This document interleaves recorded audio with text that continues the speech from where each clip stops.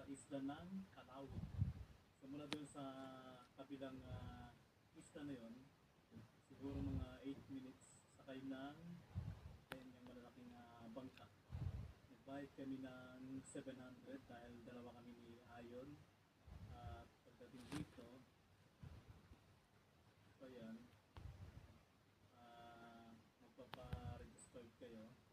May entrance fee ko na 400 pesos plus additional na 125 pesos sa sasakyan. So ngayon po ay